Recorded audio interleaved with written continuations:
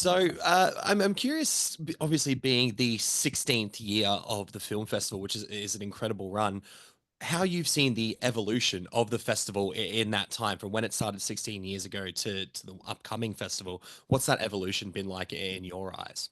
It was interesting, Nick. I did a presentation for some students at Sydney University Mm, and asked them the same question because they'd been looking at the website and what was happening. mm, And they said they thought we were being part of a social change, that they saw filmmaking not as filmmaking, but as part of that work towards creating a more inclusive society. it's beautiful. Has there been a certain film or experience or interaction at one of these festivals that has stood out to you as sort of the moment, the reason why you do this? Has there been a specific moment Oh, for you? there are heaps. Well, if you Google, because I can't help you with a link Mm, without half an hour's instruction, but if you Googled focus on ability, mm, put in a comma and spelled out Matt, mm. Yeah, or same focus on ability lead and then family first, yeah.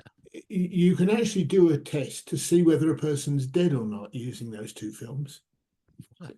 Because if you get them to take their index finger and their middle finger and just put it on the inside of their wrist, if there's There's nothing not. happening, there's nothing we can do for you at Focus.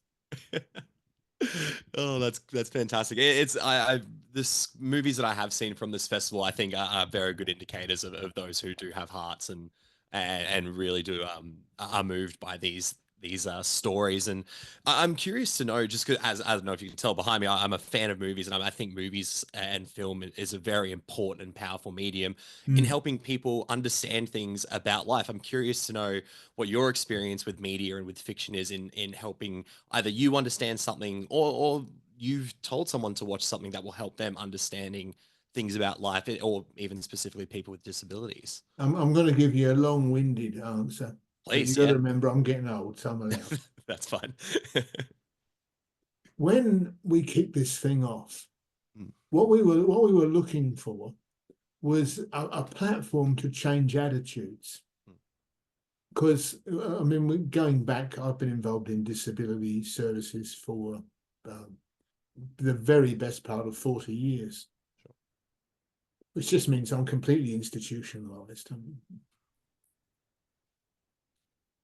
I realized, and we realized as a group, Mm, that yeah, if you're going to change attitudes, mm, you have to reach people's hearts. You have to get to the seat of their motivation. sure. And I see my hands are coming in and out. I have Parkinson's disease. So if Yes, I yeah. shake, I'm just getting excited. That's I all. can't hide my emotions. If I'm afraid, Afraid and excited, yeah. that's right. So the other thing that it became transparent to us was that storytelling Mm, is no respecter of cultures, race, or history. Everybody loves a good story. mm, And we were fortunate enough to be starting or attempting to get this thing going at a time when digital movie making was becoming very cheap. sure. And anybody almost could afford to make a movie. So we thought, well, if you were making a film, you get some kind of commitment to it.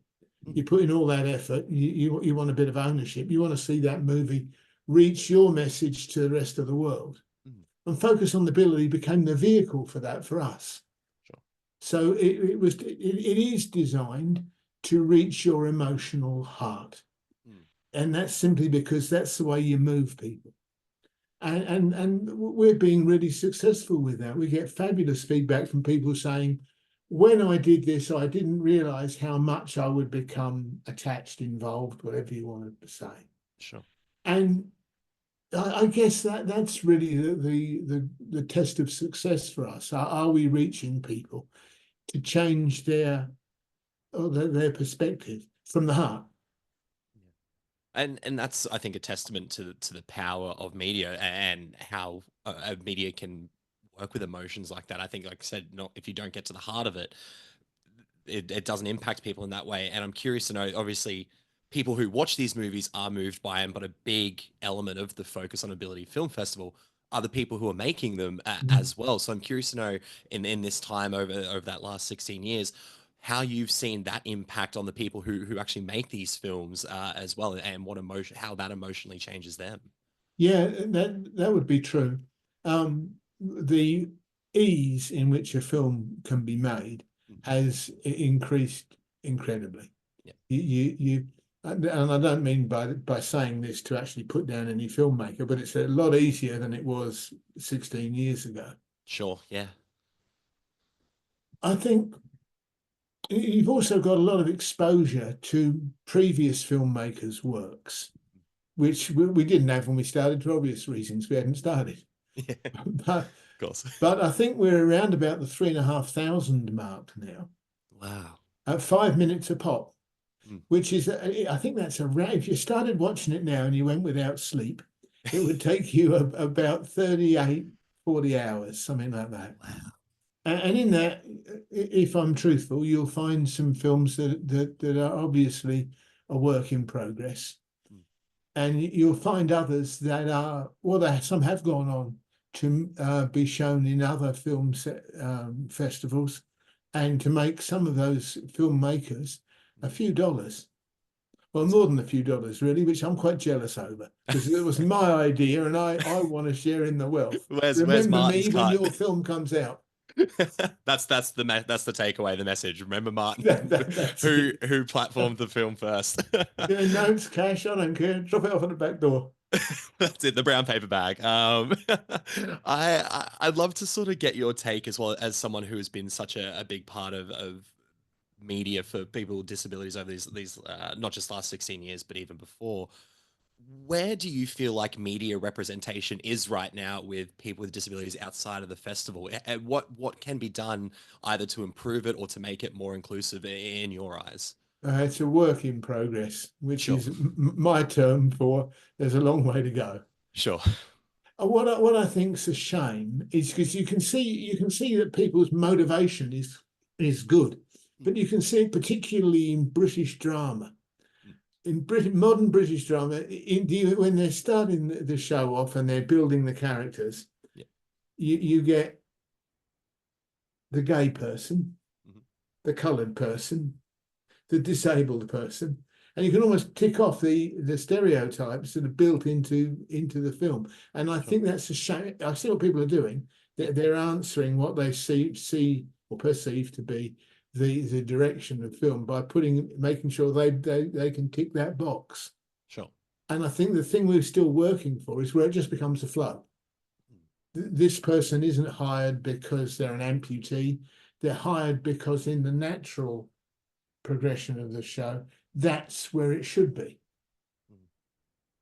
I don't And know that I've explained that very well. no, no, I no, you have because I think a lot of people agree with that sentiment of you want it to feel like it does in the real world, this natural Yes, inclusion without, yeah, like ticking a box or feeling forced. No, I think many people would agree with that. And then where in this work in progress of increasing the right sort of representation for people with disabilities in media, how do you see Focus on Ability, the film festival, playing a part of that?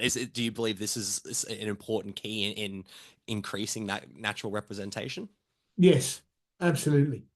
When when you see a good film, and there are some absolute crackers, when you see a good film, it moves your heart. Yeah. And I'm not a religious person, and if you are or your listeners are, I don't mean to offend. No, no, of course. When Jesus told, or in fact, in the Bible, it tells us that if Jesus didn't have a story, Hmm. he wouldn't speak to the people. Sure. And that is a profound truth because he knew, and we've rediscovered, that if you can get a story into people's hearts, like you don't look to be over 60 to me, No, no, not close, but but all of the over 60s will sure. remember when Bambi's mother gets shot. It's still quite iconic today. Yeah, it's heartbreaking. And it doesn't matter whether you're a Bankstown boy like Paul Keating or a Brixton boy like me. That's an and you go off the idea of ever shooting deer Yeah. just to show it works. 65 years on, I've never shot a deer, just in Okay. case. The power, the impact of emotional cinema. Martin, I read a quote of a Q&A you did, and it was one of your favorite quotes that you said in that from Winston Churchill, which said, if you were going through hell, keep going. And I love that quote, but I'd love to sort of know, and I don't know if this is a yes or no answer, but are people with disabilities the best testament to that sort of quote? If you were going through hell, just keep going. I think the resilience Mm, that is brought about by having to deal with whether it's physical, psychological, mm, whatever it may be, is a two-edged sword. It can be sure. incredibly damaging, Mm, but it can also be incredibly liberating mm, because a triumph isn't just we got this in. A triumph is and everybody is feeding back to us now. mm. There was a quote we used for a long time. I think it was from Mount Isa High School, Right. but I may have got that wrong. Yeah. Um, but the teacher there brought the students to Sydney to see their film being screened in a big cinema. Wow. And she said the difference in the town was significant because her boys were the special education class. Sure. Her boys, and this is her terminology, not mine, Mm, her boys were perceived as, she said, they're no longer perceived as the weirdo retards. yeah. People want to know how they achieved the things they achieved through the medium of film because they wanted to do it too. It's amazing. And that was a bit of a watershed for me. I thought, well, we can keep this going. That's Hmm. incredible. Now I've gone off track. No, no, not at all, not at all, because it kind of leads perfectly into what I sort of wanted to start wrapping up on, and is obviously the 2024 Focus on Ability Film Festival is right around the corner this weekend coming. Um, for anyone who may not know a lot about the festival, and you've touched on how it can grab you by the heart, and it's a very emotionally moving thing. But for people who may not know a lot about the festival, what is one or two things that you think are imperative that you must go and see these short films? And are there any that are sticking out that you're excited for people to Look, see? there's actually a couple that Mhm. we're questioning whether we can screen them or not. Okay, Not because they are horrific or nude or whatever else it may be, sure. but because of their content. Okay, We certainly will do as we always do, which is open with a very good film. We'll close with a very good film. Which film that is, or whether we bring in another, you'll have to wait and see on Sunday, wow. because at the moment it's set. Okay, Whether it still will be I've seen it, I think 4 times. wow. I have given away to emotion 4 times. I think probably I'll make it 5 on Sunday. That sounds incredible. I think Are you like coming? I won't because I'm based in Brisbane, unfortunately, but I'll be trying to go to the Brisbane leg of it when it does arrive, because it's this Sunday in Sydney. That's correct, Yeah, that's it. and Other then dates to be advised. so yeah, I hope once the Brisbane date And comes you out, only just let me know. you only excused this once, Nick. You got to come down next year. You know what? I think I'd absolutely have to come down next year, because I kind of wanted to finish up by saying I like I said, I've been to the Brisbane leg of this festival before, and it's incredibly moving. My mother is a special education teacher, and I see how hard, not only how hard she works, but how it affects the lives of the students and the parents involved. And my grandfather was the head of a home called Xavier House up here in Queensland, where it was a home for children with intellectual and physical disabilities who didn't have a home to go to. Mm. So I have had people with disabilities in my life and surrounding my life. And as someone who loves movies and filmmaking, this festival is incredible. It's genuinely such a beautiful festival, because I get to see movies from people who have a genuinely beautiful and sometimes hard story to tell. And I think the power of cinema is deeply rooted within a festival like this. So I just want to say congratulations for 16 years of this festival, and I hope for many, many more to come, because it's a truly impactful festival, Martin. It really is. Cheers, Nick. Thank you. No, And not a to problem at all. your listeners or viewers, Mm. come along Sunday, Chatswood, the Yes. concourse. Be there. Come along. Bring some small gift for me. The cut from all the movies that have done well, right? That's Oh,